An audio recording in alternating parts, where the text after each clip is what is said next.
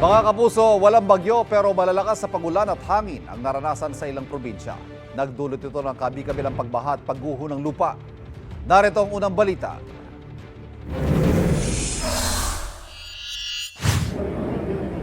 Sa Guimba, Nueva Ecija, halos tangin ang mga halaman ng malakas na hangin na sinabayan pa ng pag-ulan.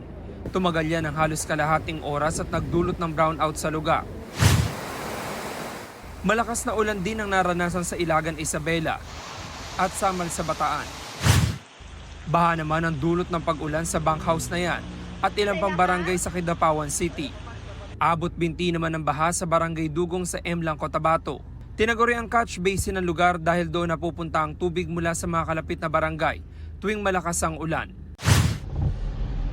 Sa Davao City, naperwisyo rin ng mga motorista dahil sa baha. Malalaking tipak ng bato naman ang humarang sa kalsadang yan sa Glan Sarangani matapos ang pagguho ng lupa dulot ng pag-uulan. Wala namang naitalang sugatan sa insidente. Nagsagawa na ng clearing operation sa mga otoridad.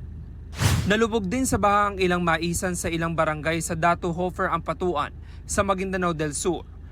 Ayon sa Pag-asa Intertropical Convergence Zone o ITCZ, ang dahilan ng pag-ulan sa ilang lugar sa Mindanao. Easterlies naman ang nagpaulan sa Eastern Visayas, Bicol Region, Quezon at Aurora. Ito ang unang balita. James Agustin para sa GMA Integrated News. Kapuso, para laging una ka sa mga balita, bisitahin at mag-subscribe sa GMA Integrated News sa YouTube. Sa mga kapuso abroad, samahan nyo kami sa GMA Pinoy TV at sa www.gmanews.tv.